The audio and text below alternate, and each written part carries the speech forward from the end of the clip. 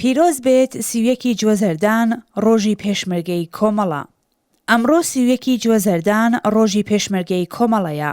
هاتنی ئەم ڕۆژە بەسەرجەم پێشمەرگەکانی کۆمەڵە و هەموو ئەو تێکۆشەرانەی کە لە ماوەی 43 ساڵی ڕابردوودا لە ناو ڕیزەکانی ئەم هێزەدا خەباتیان کردووە و بە خەت و ڕێبازی ئەم هێزە شانازی دەکەن لە هەر جێگایەک کە هەن پیرۆزبایی دەڵێن. هەر بەم بۆنەوە یادی گیانبەخت کردوانی ناو ڕیزەکانی هێزی پێشمەرگەی کۆمەڵە بەرز ڕادەگرین و درود دەنێرین بۆ بنەماڵە سەربەرزەکانیان. هەوڵ و خەباتی ماندووی نەناسانەی هێزی پێشمەرگەی کۆمەڵە لە چەند دەیەی ڕابردوودا هیوای بەڕزگاری لە دڵی زەحمەتکێشان و جەماوەری ستەمدیتووی کوردستاندا زیندوو ڕاگرتووە.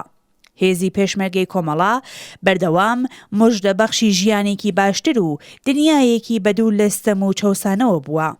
هێزی پێشمەرگەی کۆمەڵە بە شانازیەوە دەتوانێت نیشانی بدات کە بە درێژایی تەمەنی خەباتکارانەی خۆی لە پەنای خەباتی شێلگیرانە و پڕ لە فداکاری خۆی لە دژی ڕژیمی کۆنەپەرستی ئیسلامی لە کۆمەڵگای کوردستاندا هێزێکی وشیاریدەر پشتیوانی ئازادی سیاسی و مافە سەرەتایەکانی خەڵکی زەحمەتکێش لایەنگر و داکۆکیکاری مافی ژنان بووە و بەردەوام تووی ئەندیشە و بیر و باوەڕی پێشڕەوی لە ناو خەڵکدا چاندووە و موژدەبەخشی دنیایەکی باشتر بۆ کۆمەڵانی خەڵکی کوردستان بوو.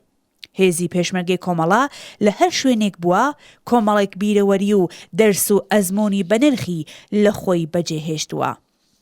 ئەو بیرەوەریانە زامن و پاڵپشتی بەرەو پێشچوونەکانی سبەی ڕۆژی ئەم هێزەیە. جەماوەری خەڵکی کوردستان بە پشتیوانی خۆیان لەم هێزە و بە بەشداری لە چالاکیەکانیاندا لە ڕاستیدا دیفاعیان لە حورمەتی ئینسانی خۆیان کردووە. بە هەزاران ئینسان بەشێک لە باشترین ساڵەکانی تەمەنی خۆیان لە ناوڕیزەکانی ئەم هێزەدا تێپڕ کردووە و بە دروست بەڕابردووی خۆیان شانازی دەکەن. ژمارەیەکی زۆر لە ئینسانە کۆمۆنیستەکان و سیما ناسراوە و خۆش نێوەکانی خەڵکی کوردستان کە هیوای ڕزگاری مرۆڤ لە دەست چەوسانەوە و کاری کرێگرتەیان لە دڵدا بوو لە ناوڕیزەکانی ئەم هێزەدا گیانی خۆیان بەخت کرد. سیویەکی جوەزەردان لە هەممان کاتدا ساڵ ڕۆژی گیانبەختکردنی هاوڕێ سەعید موئینی ناسراو بە کاکخانە یەکەمین گیانبەختکردووی ناوڕیزەکانی کۆمەڵەیە. بەم بۆنەیەوە ڕێز دەگرین لە یادی ئەو ئازیزەی کە ژیان و خەباتی نمونە و سەرمەشقی پێشمەرگەکانی کۆمەڵە بووە. هاوڕێ سەعید موئینی ساڵی 1352 لەلایەن ساوا کیشاوە دەست بەسەر کرا و زۆر بەخێرایی کەوتە بەر ئەشکەنجە و ئازار. ناوبەنگی خۆراگری ئەو دیواری سلوولەکانی تێپەڕ کرد و ورەی بە هاوبەندیەکانی دەبەخشی. لەو دۆرەیەدا هاوڕێ سەعید موئینی وەک خۆراگرترین زیندانی ژێر ئەشکەنجە ناسرا. ساواکیشا سەرڕای ئەو هەموو ئەشکەنجە و ئازارە وەحشیانەیە نەیتوانی لێوی ڕازداری ئەو بکاتەوە و پاش 18 مانگ ناچار بوو ئازادی بکات. هاوڕێ سەعید پاش ئازادبوونی لە زیندان چالاکی خەباتکارانی خۆی لەگەڵ کۆمەڵە دەست پێ کردەوە و ساڵی 1356 بۆ مەئموریەتێکی تەشکیلاتی چوو بۆ کوردستانی عێراق.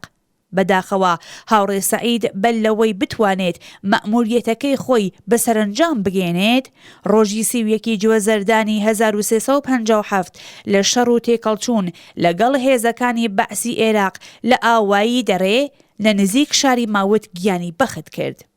پێشمەرگەکانی کۆمەڵە لە ژیان و خەباتی هاوڕێ سەعید موئینی ئەو وانە پڕبایەخە فێربوون کە هیچ کات توانایی چەکی خۆیان بە پێچەوانەی بەرژەوەندی جەماوەری خەڵکی زەحمەتکێش بەکار نەهێن و بەردەوام سیاسەتی بەرگری لە بەرژەوەندی کرێکاران و زەحمەتکێشان بەسەر چەکەکەیاندا حاکم بێت. ئەوان فێر بوون کە بەردەوام لە پێناو بارهێنانی خۆیان و کرێکاران و زەحمەتکێشاندا تێبکۆشن و هەڵ بدەن کە ببن بە کادرێکی سیاسی وشیار و هەڵسوڕاوی چینی کرێکار. ئەمانە ئەو خاڵە بەرجەستانە بوون کە لە یەکەمین نامەکانی هاوڕێ سەعید موئینیدا کە لە کوردستانی عێراقەوە بۆ هاوڕێ و هاوسەنگەرانی لە کوردستانی ئێران دەینووسی دەنگیاندا بووەوە. ڕۆژی پێشمەرگەی کۆمەڵا ئەومان وەبیر دەهێنێتەوە کە لە ژیان و خەباتی هاوڕێ سەعید و گیانبەخت کردوانی تری کۆمەڵە و وانەی سەداقەت، وەفاداری و پەیوەندی پتە و سەمیمانە لەگەڵ خەڵکی کرێکار و زەحمەتکێش فێر ببین و ئەو پەیوەندیە ڕۆژ بە ڕۆژ پتەوتر بکەین. هاوڕێ سەعید لەسەر بنەمای ئاوا پاڵپشتێک بوو کە توانی 8 مانگ ئەشکەنجە و ئازاری وەحشیانە و بەردەوامی جەلادەکانی ساواکی شا تەحەموڵ بکات و لێوی ڕازداری نەکاتەوە و وەک کێوێکی خۆراگر لە مەیدانی خەبات لە دژی ستەمکاران و چەوسنەراندا ڕابوەستێت. بەرز و پیرۆز بێت 31 گوێزەردان ڕۆژی پێشمەرگەی کۆمەڵە.